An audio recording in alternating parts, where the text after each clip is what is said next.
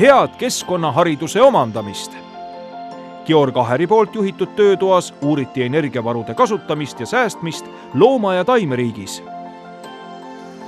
Nii, ja nii nagu ütlesin, mina olen Georg ja minu teema on siin seina peal täna olemas. See teema on siis see, et kas taimed ja loomad säästavad energiat. Iseenesest tundub, et väga lihtne teema. Eks nad ikka püüavad säästa. Aga kuidas nad teevad seda, miks nad seda teevad, et see on natukene võib-olla keerulisem teema ja hakkab siis tasapisi arutama. Et millest me siis täna räägime? Et räägime näiteks sellest, et kas need püsisoojased, nagu meie, tulevad millegipärast paremini siin maailmas toime kui kõigusoojased. Et miks mõned loomad on natuke suuremad kui teised on, et mis sellest, kas sellest on kasu või kahju, kui me räägime püsisoojastest loomadest, aga kui me räägime ka kõigusoojastest loomadest. Miks mõned loomad on natuke suuremad, miks siis loomadel on see talveuni välja kujunenud, siis räägime sellest, et kas on olemas ka suveuni ja kui on, siis kes seda kasutavad ja miks taimed panevad siis ööseks ennast kokku. Tegelikult selle ma toon mitte viimaseks küsimuseks, vaid esimeseks ja alustamegi üleüldse taimedest. Töötuba võiks olla nagu see, kus te midagi ise teete ka, aga kui te nüüd vaatate seda temaatikat, siis ilmselt millegi tegemine oleks suhteliselt raske ja võib-olla ka natukene jõhker nende olendite suhtes, kellega midagi ette tuleks võtta. Kuidas? Ma siis teen, kui te... No teie tehke. Et kui keegi tahab ka niimoodi midagi teha, siis on võimalik võib-olla laenata teilt midagi. Nii, aga nüüd alustame taimedest, kui me räägime energiast, millest te olete täna pool päeva juba rääkinud või peaaegu terve päeva rääkinud, siis mis te arvate, kuidas taimedel selle energia kokkuhoiuga on? Kas nad on sellised energiasäästlikud tegelased või mitte? On. Milles see väljendub, see selline energiasäästlik? See oli koolikell, nagu me eelmisel tunnil teada sai. Milles see avaldub ja miks nad peaksid olema energiasäästlikud? Tegelikult tundub, et taimeriigis see energia säästmine eriti nagu levinud ei ole. Ja põhjus tundub olevat ka üpris lihtne. Taimed kasutavad ju oma elu tegevuseks ja oma, kui niimoodi lihtsalt rääkides, toidu valmistamiseks tegelikult ju väikese energiat, mida praegusel hetkel meil õnneks puudus ei ole. Ja tundub, et evolutsiooni käigus neil väga olulisi selliseid energiasäästmise nippe pole välja kujunud, välja arvatud võib-olla mõned üksikud, näiteks see sama õite kokku panemine ööseks. Ja kuivõrd see nüüd energiasäästmine on ja võib-olla kui palju see on seotud halbade ilmastikuolude vältimisega oma paljunemisorganite kaitseks, see on nüüd niisugune arutelu teema, et me võime läheneda nii ja naa sellele. Aga tundub, et see energia säästmine taimeriigis tervikuna ei ole väga populaarne. Et ei ole lihtsalt vajadust ja evolutsioon, mis toimub, nagu me teame, suhteliselt juhuslikult mingisuguseid suundumusi meil evolutsioonis välja kujunud ei ole. Evolutsioon on otseses mõttes rabeleb erinevates suundades, vaatab, proovib erinevaid variante, siis tundub, et taimedel ei ole nagu seda erilist energiaökonoomsust välja olnud tarvis kujundada. Nüüd meie teiega ja ülejäänud imetajad ka siin maakeral on püsisoojased, lisaks imetajatel on püsisoojased ka veel kes? Linnud, jah. Kas peale lindude ja imetajate veel keegi püsisoojana on?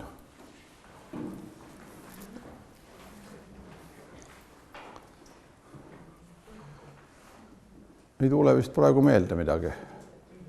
Ja.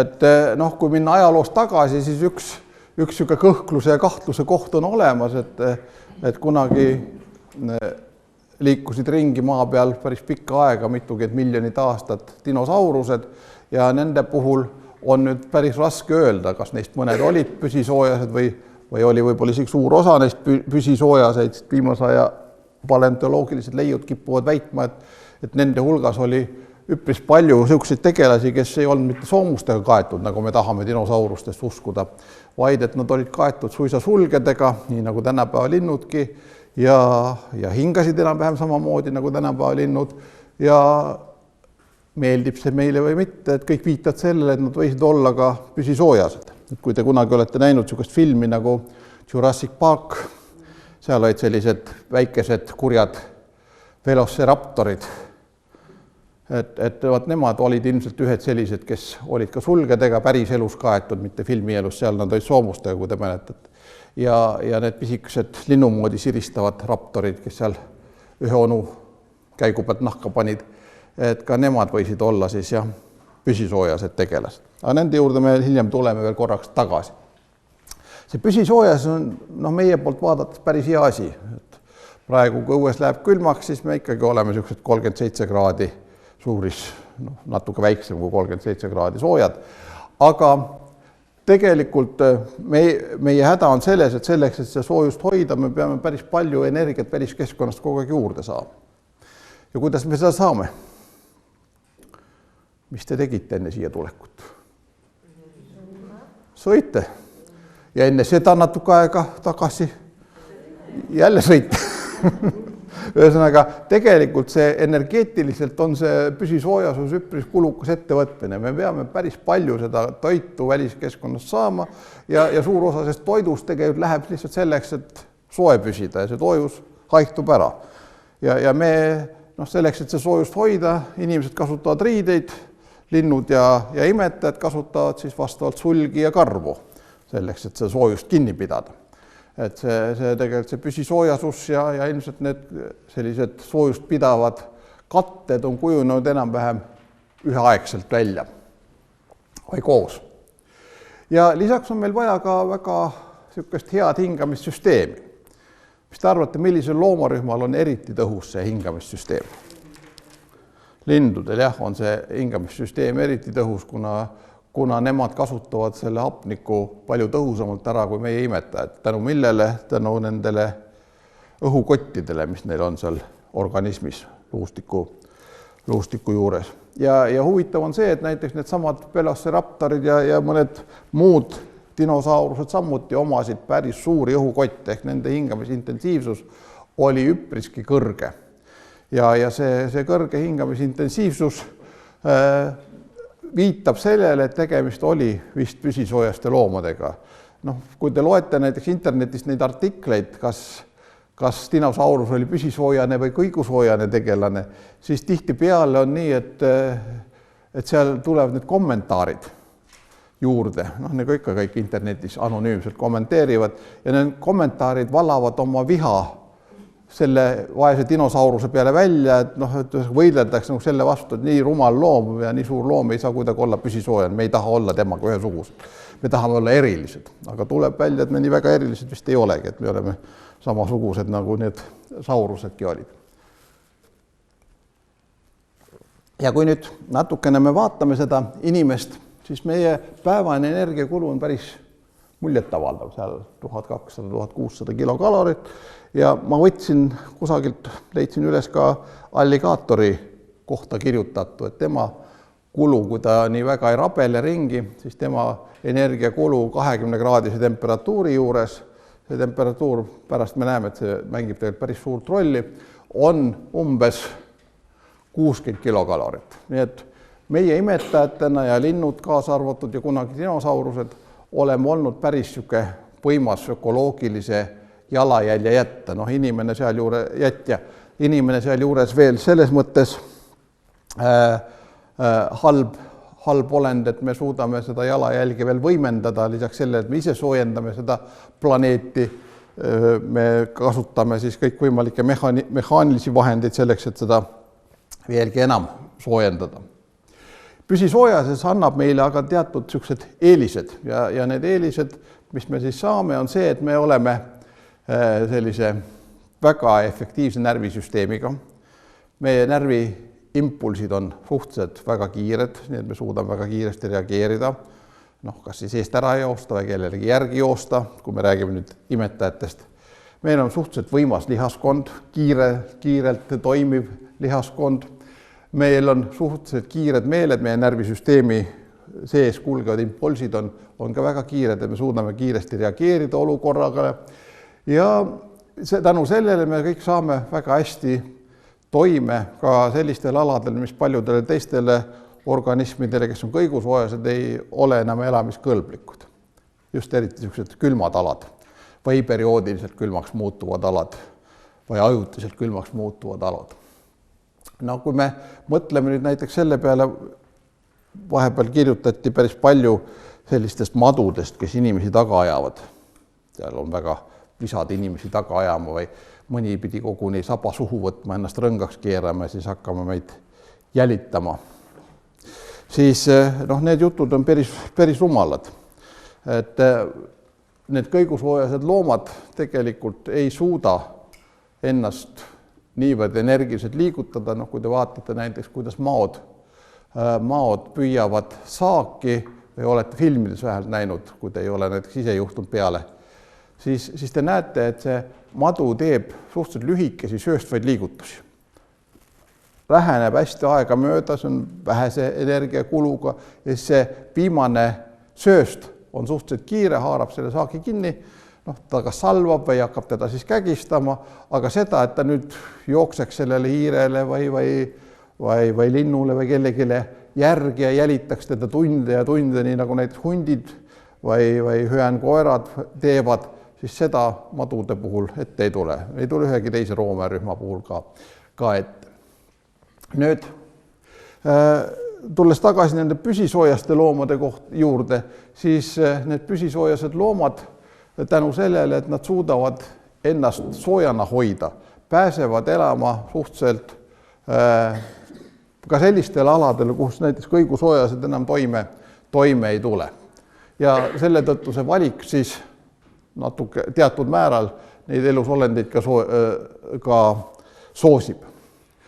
Nüüd, kui me vaatame nüüd edasi hapniku tarbimist nendel loomadel, siis hapniku tarbimisega on ka nii, et kui looma kehatemperatuur tõuseb umbes 10 kraadi, siis hapniku tarbimine kahekordistub. Iga 10 kraadi tõusuga, kui looma kehatemperatuur on näiteks 17 kraadi, siis kui kehatemperatuur tõuseb 27, siis selle tõusu tagajärjel see hapniku tarbimine tal muutub 2 korda intensiivselt. 37 kraadi omakorda jällegi 2 korda kõrgemaks, kui see 27 kraadi juures oli. Ja kui temperatuur tõuseb, siis üks efekt, mida me saavutame sellega, on see, et me oleme vastupidavamad ja meil on rohkem jõudu. See vastupidavuse jõud meil ka natukene suureneb. Ja ma toon teile ühe näite, siis nüüd lähen korraks siit sellest välja. Selle pildiseeria ma tegin nüüd sellel suvel. Pildi peal on nastik, nagu ta ilmselt kõik ära tunnete, nende kollaste laikude järgi pea peal. Ja see nastik ujus Saaremaa läänerannikul vees. Ja kui ta oli seal natuke aega ujunud, siis ta tuli kivi peale ennast soojendama, sest vesi oli päris jahe, kusagil ilmselt alla 20 kraadi, mingi 18 kraadi. Päike soojendas kive suhteliselt kiiresti ja kivid läksid soojaks ja nastik vajas täiendavat soojust. Ja ta tuli üha rohkem veest välja, nii et keha kokkupuute pind selle kiviga oli üpris suur. Soojendas ennast üles, kestis kuskil 10 minutit. Ja siis, kui ta oli piisavalt soe, siis ta läks vette tagasi. Ta oli kogunud jõudu, saanud energiat juurde sellele soojuse tõttu ja läks siis vaatama, et ehk saab midagi hamba alla, sest energiavarud vajavad ka muidu täitmist. Ja sukeldus sellisesse rohekasse massi. Pensionär Jüri ehk oskab öelda, mis mass see siin on. Mina ei tea täpselt. Ilmselt mingi vetikas ta seal oli, jah. Ja sealt seest võttis ta siis välja ühe kalakese. Esimesel pilgul ma vaatasin, et see on ogalik. Nägin paari oga seal. haaras selle siis hammaste vahele, tuli temaga veest välja ja võttis kindlaks nõuks, et seda ta enam lahti ei lase, et see tuleb ära süüa. No ja kui teda siis natuke sai seal jälgitud, ta üritas seda kala õigesse asendisse sättida. Kala oli elus kogu aeg tal seal, siputas sabaga ja oli elus, mis elus. Siis lõpuks sai ta enam-vähem õigesse asendisse ja korraks ka sellisse asendisse, et oli võimalik näha, et ongi see luukarits, mitte ogalik. Tal oli need ogasid siin õige mitu tükki selja peal näha ja lõpuks õnnestus tal see kala siis õigesse asendisse keerata, nii et sai pea ees selle kalakese alla neelata ja pärast seda siis see protseduur kestis kusagil 6-7 minutit. Pärast seda ta siis läks jällegi rahulikult kivi alla ja ma arvan, oletan, mul ei olnud muidugi nii palju aega, et seal istuda, aga ma oletan, et ta seal kivi all oli paigal vähemalt 2-3 päeva, sest minu varasem kogemus tööst loomaaias, loomaias, kui ma töötasin roomajatega, siis ma võin öelda, et roomajad on väga viletsad sööjad. Et hullemad veel kui lapsed lasteaias. Et näiteks ühe püütoniga, tiigerpüüton, tema meil niimoodi paastus peaaegu aasta, 350 midagi päeva. Ja see oli päris siuke naljakas tegevus, kuivõrd meie poolt vaadates, aga näiteks see küülik, kes selles protseduuris osales, tema poolt ilmselt mitte, sest kui me panime jälle nädalas korra söötmise päeval küüliku puuri, siis see küülik jalutas seal ringi ja madu ei vaadanud tema poolegi, siis kui see küülik hakkas seda madu saba otsast järama, siis me võtsime ta välja, sest see vaene madu oleks muidu võinud hukka saada seal. Ja niimoodi me katsetasime ikkagi kuid ja kuid enne, kui ta lõpuks selle küüliku alla neelas ja siis ta võttis veel teise ka peale, et oleks kindlam ja siis ta jäi jälle pikaks ajaks paastuma. Et tähendab, roomajad ei vaja seda toitu nii tihedasti nagu meie imetajad, et mida väiksem imetaja tavaliselt, seda enam ta seda toitu vajab. Aga jah, aga see saagi püüdmine neil on päris omapärane, et ma ei tea, kui paljud teist on saanud looduses jälgida, kuidas nastik või rästik saaki püüavad, aga jah, nad teevad seda suhteliselt ökonoomselt ja vajavad enne siis seda soojustankimist ka.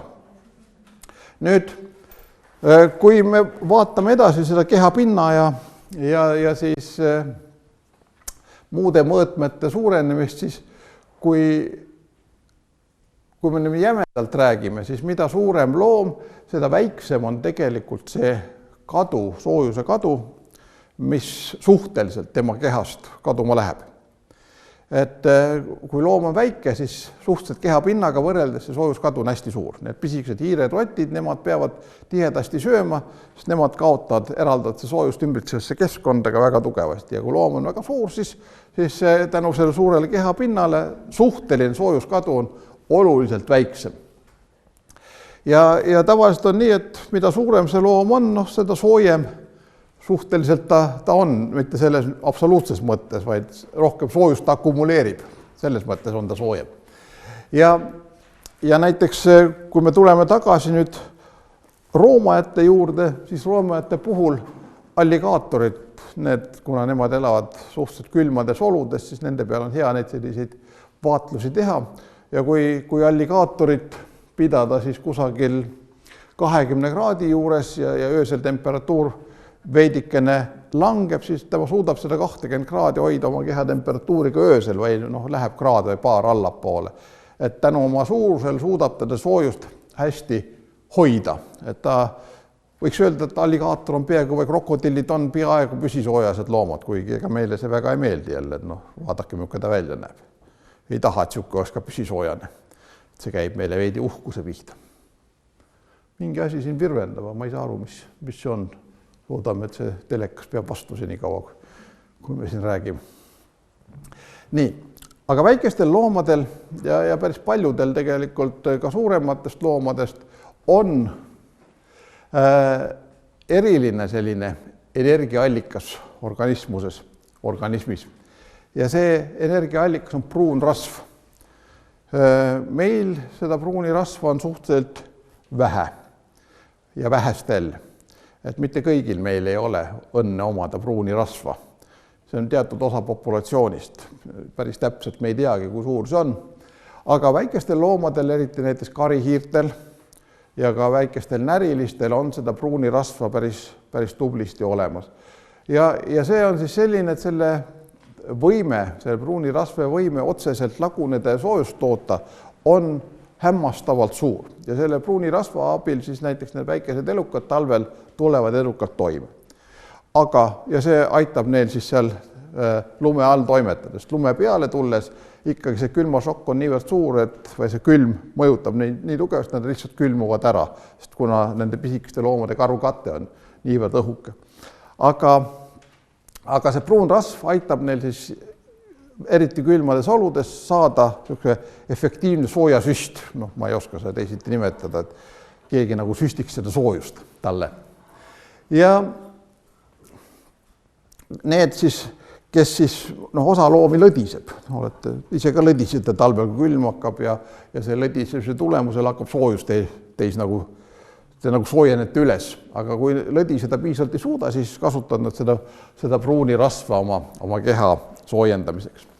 Ja see pruun rasv on oma nime saanud sellest, et ta tegelikult ongi pruuni värvi. Ja seal on hästi palju mitokondreid, need, kes üldbioloogiat õpetavad, teavad. Ja see mitokondrid siis sisaldavad hästi palju rauda ja see annab see rasv koele siis sellise pruuni värvuse. Ja arvatakse, et naistel on seda pruuni rasva rohkem, et suhteliselt rohkem, sest inimestel, nagu ma ütlesin, ei ole kõigil seda pruuni rasva. Ja kõhnemad omavad siis võimetada või omavad siis teda rohkem ja sellised minusugused siis suhteliselt vähem. Ma ei iseloomusta ennast lähemalt, kuidas seda nimetatakse õige nimega, ma kasutan võimalust mitte öelda välja. Ja vanemad siis sisaldavad seda pruuni rasva vähem ja nooremad natuke rohkem, et väikestel lastel on seda pruuni rasva olemas. Nii et see pruun rasv inimeses ei ole veel päris selge, kui paljudel juhtudel ja mis juhtudel teda esineb ja missuguste tunnustega ta veel seotud on, et seda praegu uuritakse üpris intensiivselt ja eks me mõne aja pärast saame natuke rohkem sellest pruunist rasvast inimeses ka teada. Aga väikestel loomadel see pruun rasv on oluline ja kui me vaatame nüüd raku pilti sellest pruunist rasvast, siis me näeme, et see pruun rasv näebki natuke siuke roosakas või pruunikas või kollakas pruun välja. Aga see tavaline rasv mikroskoobi all on siis rasvarakud on päris valged. Ja kust see soojus siis tuleb selles pruunis rasvas? Kui rasvarakud on ümbritsevad membraaniga ja tavalise valge rasvaraku membraanid on suhteliselt tihedad ja kindlad, siis see pruuni rasvarakud on ümbritsevad sellise membraaniga, milles on piltlikult öeldes augud sees. Need ei ole muidugi nii, et keegi nõelaga nüüd torganud ja sealt saab läbi vaadata, vaid need on sellised valgulised ühendused rakkude vahel, mis võimaldab siis membraani muuta läbilaskvamaks. Ja tänu selle, et see membraan on läbilaskvam, siis toimub selle energia vabanemine otseselt soojuseks. Keha köetakse tänu pruuni rasvale kiiresti üles. Ja nüüd osa neid pisikesi loomakesi, siin on see väike pahane karihiir, ta on suurendatud sellest kohast välja, et mõõtkavas püsida. See pisike pahane karihiir põrkudes siis selle unise karuga vastu või unise karu vastu on sõna otses mõttes väga pahane, et miks mina pean rabelema, kui sina magad selle halva aja maha. Aga selline pisike olend, nii tillukesed nagu karihiired ilmselt ei suudakski seda maha magada, sest nad ei suuda lihtsalt seda rasvavaru sellisel hulgal talletada. Ja tema peab siis kogu aeg süüa otsima ja sööma vahet pidamata, et see energiavajadus temal on niivõrd suur. Ja selle tulemusena siis, kui ajad lähevad väga karmiks, näiteks temperatuur langeb seal kusagil -30 kraadi, nii nagu ta meie oludes aegalt võib langeda, ja see temperatuur on pikka aega selle -20, -30 kraadi, ehk see energiatarve kogu aeg suureneb selle väikese karihiire jaoks, siis ja pruun rasv hakkab otsa saama, nagu kevadeti tihtipeale juhtub, siis ta võtab kasutusele järgmise energiaallika, mis tal organismis on varutud ja see järgmine energiaallikas on kõhr. Nimelt kulutab tema siis talve jooksul ära selgrolülide vahel oleva kõhre. Nii et ta jääb juppmalt lühemaks. Jumal tänatud meie niimoodi ei tee, et meie ei jää näiteks pärast talve oleme 10 senti väiksemad. Riietega läheks, muu häda midagi, riietega hunnik riidid läheks kaotsi lihtsalt, täiesti uue garderoobi endale muret. Aga tema jääb lühemaks ja karihiirtel on üldse see elu kuidagi imelikult säätud. Näiteks on ta imelik ka selle poolest, et kui on ikkagi kõva talv ja külm talv, siis kui ta selle üle elab, oma kõhre koe on ära kulutanud, osa võivad isegi natuke koljust õhemaks kulutada. Siis järgmisel aastal on tema elu selles mõttes kurb, et talle enam sügisel talvekarva ei hakka selga kasvama ja seda kõhre ka talle enam asemel ei tule, et ühesõnaga, kui külmad tulevad, siis ta on juba looduse poolt nagu maha kriipsutatud. Et sinule see talv enam ei ole nagu mõeldud. Sina elasid nüüd see sügiseni ja esimesed külmad viivad sinu nüüd sinna üles ära. Et jah, et üle 1,5 aastaseid karihiiri me või sellised aasta ja natuke peale karihiiri me tavaliselt ei näegi, sest nende eluiga ei saa meie oludes pikemaks minna. Selline kurb lugu on selle karihiirega. Nüüd, siin on esitatud üks väide, mis te arvate, kas see peab paika või ei pea?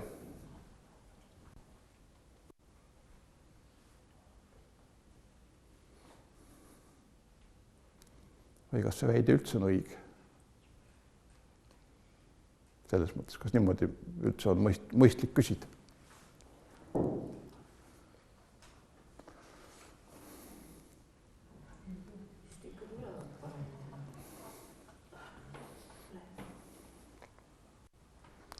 Tulevad, ei tule, äkki tulevad, äkki on see rumal küsimus hoopis.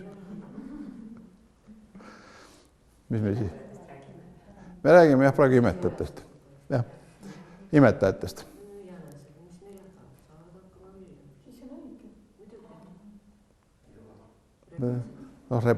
Kas reban on suur või väike? Ja, et siia on tegelikult peidetud nii palju selliseid küsitavusi, et kui me tahame hakata selle vastama, siis me peame lahendama terve rea kõigepealt alaküsimusi ära, et see on äärmiselt ebakorrektne küsimus. Et kui me esitame niisuguse küsimuse, siis me ei ole mõelnud tegelikult selle peale, mis vastust me saada tahame. Sest me ei ole nagu defineerinud, kes on suur, kes on väike, kus läheb see piir suure ja väikese vahelt ja nii edasi, et see on selline klassikaline küsimus, millele teab vastust ainult tuul. Aga tihtipeale just niisuguseid küsimusi me kipume elus esitama, et me ei mõtle nagu selle peale üldse, et mis me vastuseks tahame saada. Et me praiskame välja väga põneva küsimuse ja laps, kes siis hakkab sellele asjale lähenema, tema vaeseke võib mõelda hoopis teistmoodi kui meie. Ja selle tulemusena me saame vastuseid ja kuna meie ise teadsime mingit mõtlesime ühte liini, aga laps ei tabanud ära, mis mõtted meie siis mõtlesime, siis tema annab vale vastuse, jutumärkides vale, kuigi ta võis mõtelda täiesti loogiliselt ja õigesti. Et jah, me peame, see on niisugune lüüriline, pedagoogiline kõrvalpõige siia juurde. Nii, aga tuleme korraks lindude juurde ja vaatame siis lindude seda energia säästmise viise ka. Kõigepealt praegusel ajal käib see lindude ränne, hakkab küll juba lõppema, aga midagi ikka veel lendab. Vähemalt üleeile veel lendasid, ma vaatasin, haned läksid ja isegi kurgi oli veel näha siin-seal. Et midagi toimub. Ja nüüd nende rännetega on tihti peale nii, et on terve rida tegureid, mida linnud peavad siis rändel arvestama, et oma selle kogutud rasvavaruga. Nad söövad enda vastu rännet hästi paksuks. Osadel väikelindudel näiteks mass suureneb kuni 30%.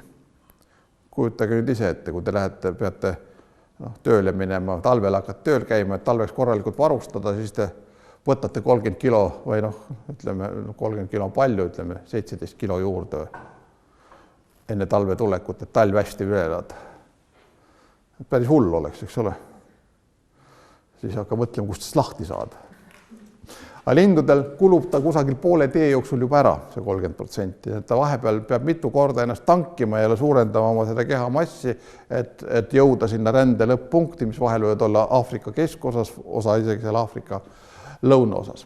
Ja siis ta peab ühesõnaga seda energiat natukene säästma ja ta kasutab siis, tähendab, millal ta selle säästmisega hakkab tegelema, siis kui on ebasoodsad olud, on näiteks vastutuul, tugev vihm, lumesadu, kõik need on sellised asjad, mis panevad see linnukese siis veediks puhkama. Ja see avaldub nii rändes lõunasse kui lõunast põhja. Te ilmselt olete kevadeti vahel tähele pannud, et tulevad aegsasti kohale väikesed linnud, eriti leevikesed või vindid, ja siis mingil hetkel järsku tuleb üllatav lumi ja kõik nad tormuvad tagasi jälle mõneks ajaks. Mõned surevad siin ära, aga osa lendab tagasi. Et nad teevad siis selliseid ka tagasirändeid, aga osa jääb lihtsalt paiga peale seda ilma paranemist ootab. Teatud linnud vajavad selliseid tõusvaid õhuvoole selleks, et siis kuhugi edasi liikuda. No meie oludes on toonekured ja kotkad need, kes siis neid tõusvaid õhuvoole kasutavad ja näiteks toonekurgedel on rände peal üks väga ebameeldiv koht, mis nende rännet oluliselt takistab. Kas keegi teab, mis koht see on? Tuleb ette. Üks väga pikk lend tuleb neil ette võtta ja nad ei saa kasutada seal lennu peal tõusvaid õhuvoole. Üle Vahemere. Nad lähevad Aafrikasse ja teel üle Vahemere peavad nad siis võtma oma kogu jõu kokku, sellepärast osa muudab marsruuti, osa läheb siit üle Türgi. Teeb see nurga sisse, aga osa üritab otse üle minna. Ja miks nad siis Vahemere peal neid tõusvaid õhuvoole ei saa?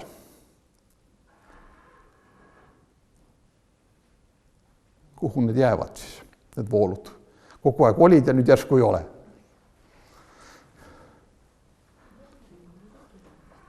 Kuidas? Just.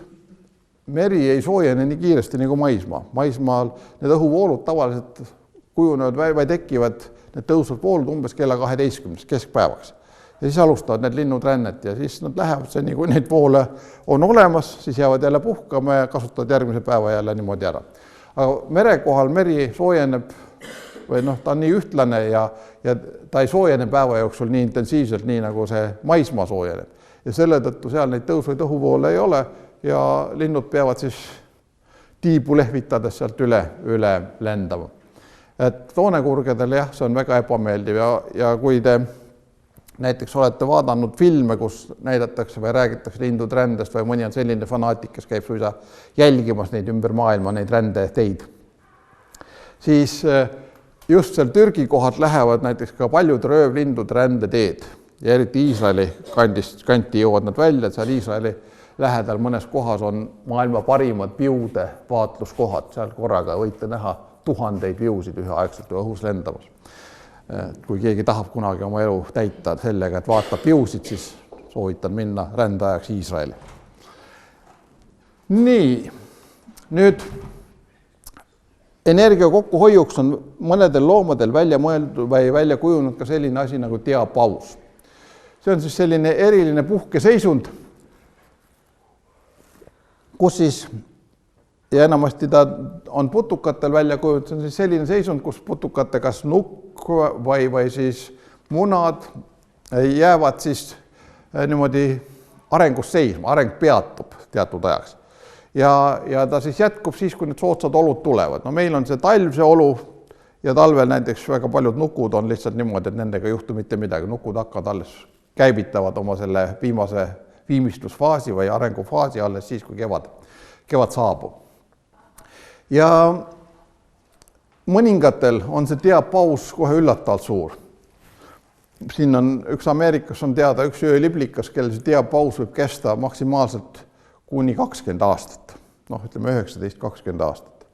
Temaga ei juhtu mitte midagi. Ja need soodsad olud, ta kannatab siis 20 aastat seal maa sees olla ja siis, kui need soodsad olud tulevad, siis ta hakkab, ta saab... Sony teeb selliseid trikke, tema arvab, et tema teab paremini, kas me oleme ärkvel või magame. Nii. Nüüd ma näitan teile võib-olla ka mõnda lindu, kellel on see suveuni, ma loodan, et see internet meil käima läheb. Eelmine kord ei läinud, aga vahepeal sain salasõna. Äkki läheb käima. Ma kõiki neid lahti ei võta, need on YouTube'is olemas.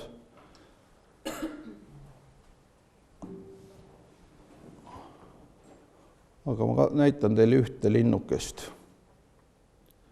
kui ta nüüd suudab ennast üles laadida. Ei, see ei ole see.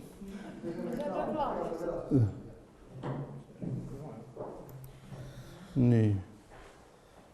Ei, see ei ole ikkagi see veel. See on ka tore, aga hetkel see ei ole oluline. Seda vaadake ise kodus.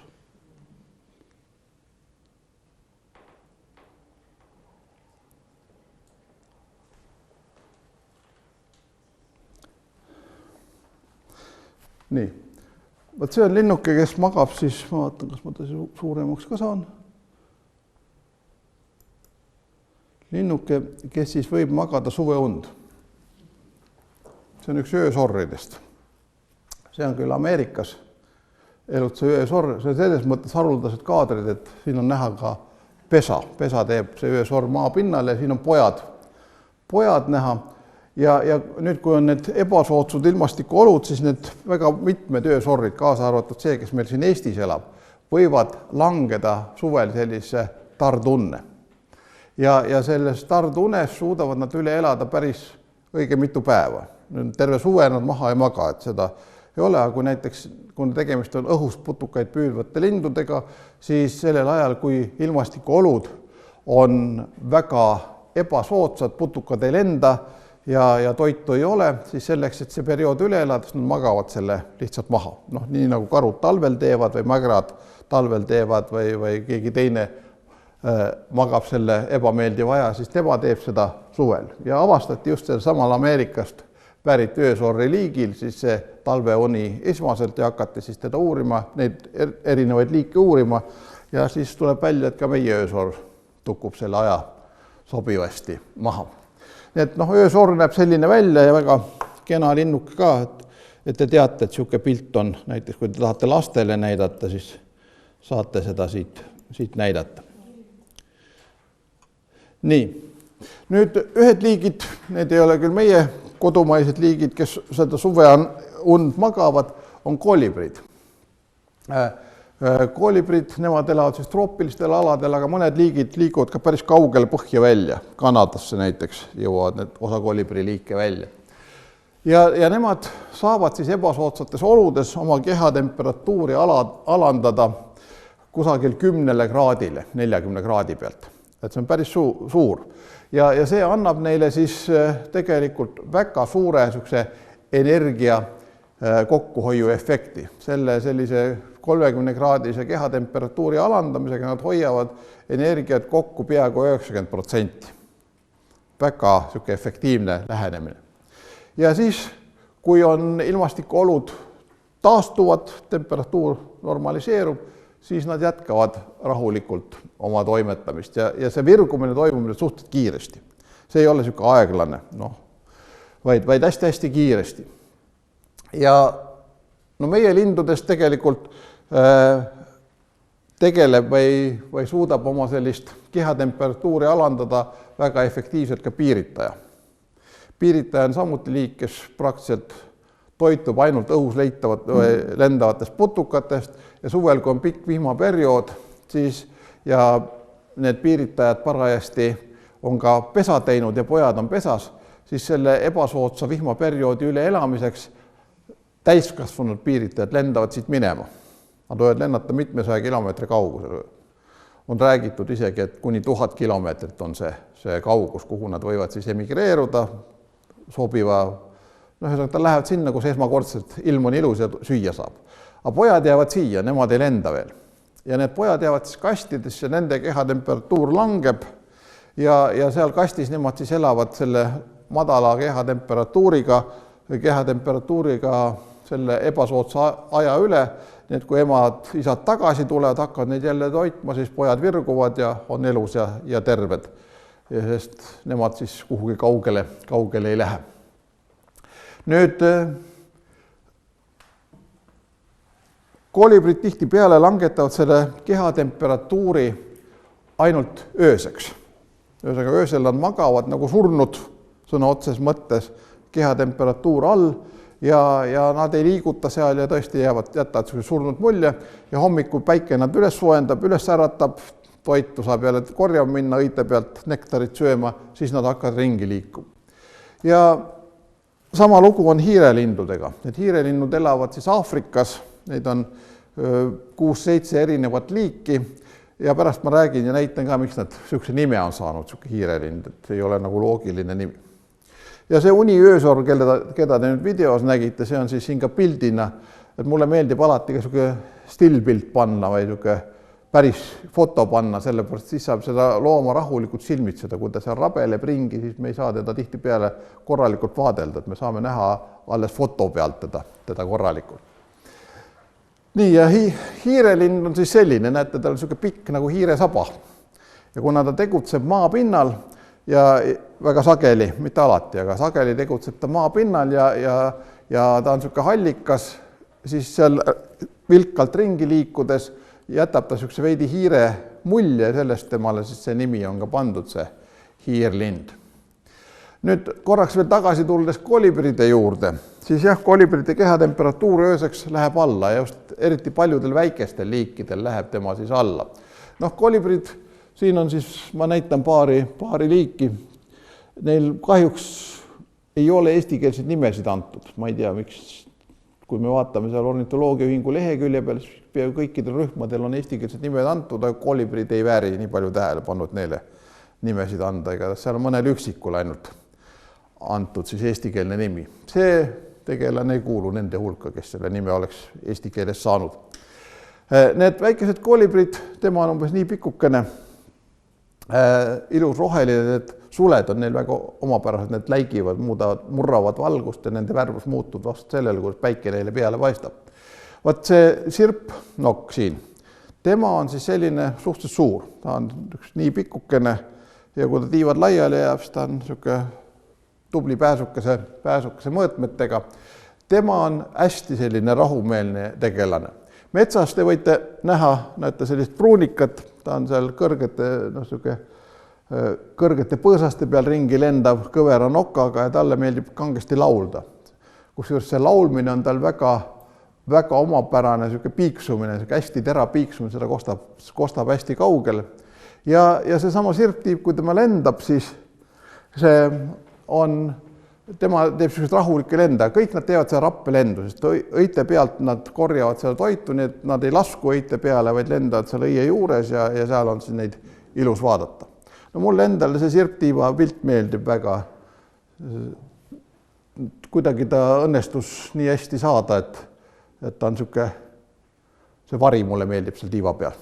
Aga see oli lüüriline kõrvalpõlgi, see ei kuule asja juurde. Aga energia juurde tagasi tulles, siis kolibride energiakulu tegelikult läheb väga tihti ka selle peale, et raiskavad selle ära lihtsalt omavaheliste taplustele. Ja võt need rohelised, kellest ma alustasin juttu, nemad taplevad praktiliselt kogu aeg. Nii kui ta teist näeb, ta ei saa rahulikult, jätab söömise sinna paika ja ta läheb, siis hakkavad nad omavahel võtma ja niimoodi toimub see kohe, kui seal juures istuda, siis see võib tunde võivad nad seal tapelda. Istuvad natukeseks maha, nii kui teist näevad, jälle kaklevad ja kogu aeg nii see läheb söömiseks ja üldse aega, et nad imetses öösel ei pea ennast temperatuuri maha laskma, sest kõht on tühi ja tahaks nagu energiat ka kusagilt saada. Kui sa see energia lihtsalt ära raiskad, siis see on kole vaadata. Nii, nüüd meie kanalinnud teevad endale talveks selliseid lumekoopaid. See lumekoobas on siis selline, et tegelikult ta selle kaevamiseks kulutab suhteliselt vähe aega. Siin on näha üks nurmkana lumekoopast välja vaatamas ja siin on näha üks lumekoobas, näete selle koha pealt siis see linnuke on sisse sukeldanud. Mis ta nüüd teeb? Ta ajab jalgadega lund enda taha niimoodi, et paneb selle augu, kus ta sisse sukeldus, paneb selle praktiliselt kinni, tekitab nagu tropi. Ja nüüd hommikul, kui ta sealt välja tuleb, siis ta kaevab seda koobast edasi üles maapinna poole, tõuseb sealt lendu ja miks ta selle teise otsa kinni paneb, ühelt poolt, et soojus välja ei läheks. Teiselt poolt ka seda, et tema lõhn rebasele või kellegile teisele, kes teda süüa parajasti on otsustanud, ninna ei tungiks ja et tal on suurem lootus niimoodi hinge jääda. Ja meie oludes siis teevad neid selliseid lumekoopaid meie püüd, teder, metsis ka siis, kui on niisugune lumine, hästi lumine talv. Ja muidugi metsis need koopad on üpris suured. Siin on näha nüüd see suure linnu koobas, näete, siit on sisse tulnud, siia on ta siis lund ajanud ja siit ta tuleb välja ja tavaliselt jääb sinna pessa siis jäljeks ka tema väljaheiteid 2 või 3. Oleneb, kui palju ta päevas sõi, kas ta jätab see 1 või 2 hunnikut. Samasugust asja teevad ka väikesed linnud, meie puhul mõned tihased ja talvel meile külla tulevad urvalinnud. Nemad talvituvad ka sellistes lumekoobastes, nii et õhtut sukelduvad nad sinna lume alla ja hommikul tulevad siis sealt teiselt poolt välja. Ja näete, siin on siis 2 erineva linnu lumekoopa pildid. Kui teist keegi tunneb huvi väga ilusate looduspiltide joonistuste vastu just, siis jätke see Sepponet meelde, pange endale kirja, sealt te leiate väga hästi ja samas väga humoorikalt joonistatud loomade ja lindude pilte. Nii, nüüd kui talvel on lund vähe, siis kanalistel on elu raske. Raske on neil sellepärast, et nad ei saa lume alla sukelduda, vaid peavad tekitama endale sellised pealt lahtised koopad. Ja need pealt lahtised lumekoopad on siis need, kus siis ühelt poolt soojuskadu on päris suur. Sellepärast, et katust ei ole peal ja see lendab vastu taevast see soojus. Teiselt poolt see, et rebased ja need, kes neid siis süüa võivad, need näevad neid paremini, sest katust pole jällegi peal. Ja selle tõttu vähelumistel talvedel kanalinde saab või kanalisi saab päris palju hukka. Imetajatest on niisugune hea pesaehitaja orav, tema suudab teha hästi tiheda pesa. See pesa topitakse nii tihedaks, et meie inimestena oma maju küll nii tihedaks ei saa, kui orav suudab ta siis karvade ja sammaldega ära tihendada. Et see temperatuur on seal, võib olla praktiliselt orava kehatemperatuuriga, mis seal pesa sees on. Meil on 2 liiki ka, kes magavad meie oludes peaaegu 8 kuud. Täiesti nagu surnud. Mis te arvate, mis liigid need võiksid olla? Ühe see sugukonna nimi viitab tema sellisele harjumusele magada palju. Mingid unilased, jah, milline unilane meil on niisugune, kes 2 liiki meil suure tõenäosusega ei ole. Üks on siis kunel ja teine on pähklinnäpp. Need mõlemad on ilmselt niisugused väga juhuslikud külalised. Üks on natuke sagedamini meil ette tulev unilane. Ta on niisugune röövlimaskiga, ümarate kõrvadega, saba, mille otsas on pintslike ka. Tema on Soome konfeki nimega. Lagrits. Lagrits, jah. Ja teine kuulub hüpiklaste hulka. Ta on selja peal niisugune jutikene, hästi pikk saba, peaaegu 1,5 keha pikkust on see saba. Ja niisugune veidi natuke juhmi olemusega, et näiteks kui te juhtute talle peale, ta võib metsast näiteks oksa pealt panete käe alla, ta tuleb teile käe peale, annate talle süüa, sööb peo pealt, on täiesti nagu taltsas, nagu ta teil kogu aeg kodus olnud. Ja te olete ise siia metsa toonud ja nüüd vanad sõbrad said uuesti kokku. Kes see siuke võiks olla?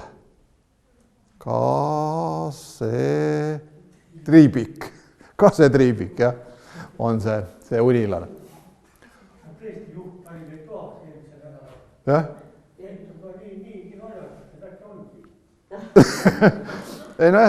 Nüüd sügise vastu sügist ta on ilmselt selles mõttes veel, et ta tahab magama jääda, otsib pesapaika või seda magama jäämise paika ja siis ta on juba veidi niimoodi niisugune, et peaaegu magab ja siis ta ilmselt on jätab veel juhmima mulje, kui ta tavaliselt jätab. Ei ole looma kohta ilus öelda, et juhmi loom ei ole olemas, aga ta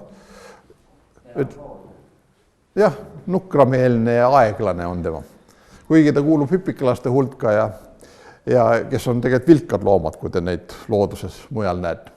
Ma jätan vahele selle juttu, mis puudutab elektriangerjat. Siin on mõned pildid, aga elektriangerjas, ütleme, energiasäästu mõttes on täielik katastroof, sest tema ei säästa küll mitte midagi. tema kulutab meeletult, aga kuna ta saab tänu oma elektrielunditele väga kergesti ka saagi kätte, ta on väga efektiivne saagipüüdja, siis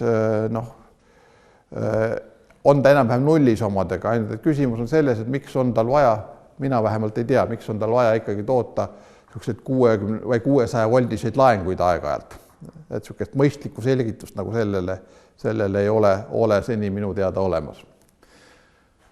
Nii, millised seosed on 3 järgmisel pildil säästmisega? Esimene pilt on see, mis te arvate, kuidas tema säästab energiat.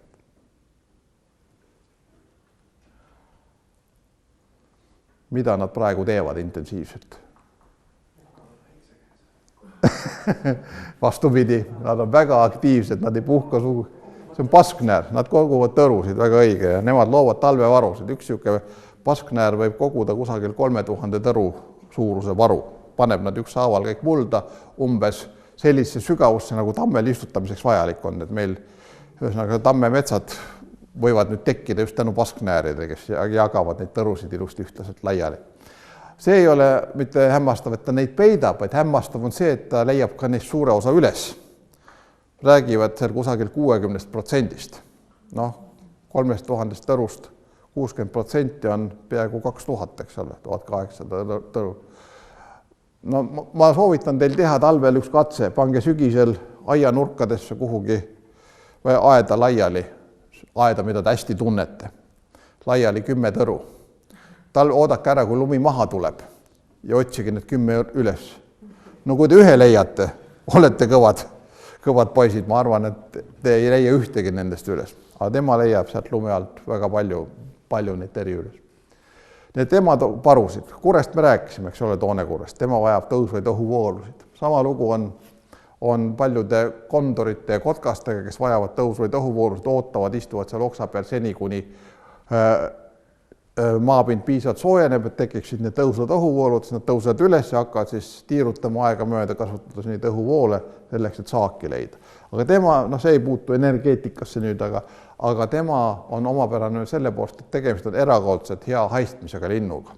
Kui lindude haistmismeel on suhteliselt niru, siis sellel kalkun kondoril on see väga hea, ta on võimeline saagi korjuse nimelt lõhna järgi leidma kusagil 1000 meetri kauguselt, mis on päris muljet avaldav kaugus.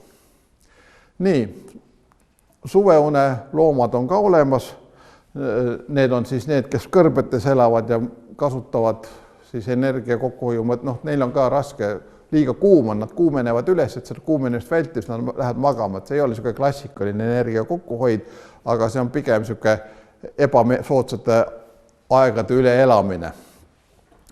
Ja üks nendest suveund magavatest liikidest on üks Madagaskari kääbusleemur, see on endeemne liik ja tema magab siis ka umbes 8 kuud aastas. Väga tore loomakene ja tema varud kogub ta vaata siia sisse. Selle paksu saba sisse, suur osa varudest on tal sabas. Eelmises rühmas keegi ütles, ma küsin, kas oleks ka hea, kui meil oleks niisugune varu. Tema oleks väga mõnus, kui kotlet oleks sabas. Et võtad sealt sabast kotleti. Tema kotletti sealt ei võta, vaid temal on siis seal sabas rasv, mida ta aegamööda lagundab. Ja siia lõppu ma tahaks teile näidata ühte väga nunnut, nii nagu ma lapselaps paljude loomade kohta ütleb, nunnut pilti loomast. See on seesama Madagaskari kääbusleemur. Näete, 2012 õnnestus loomaaias järglasi saada. Vaatame, kas saame pildi suuremaks ka. Kas te olete nunnumaid loomi näinud? Vaadake seda nüüd. Talle üritatakse nüüd süüa anda ilmselt.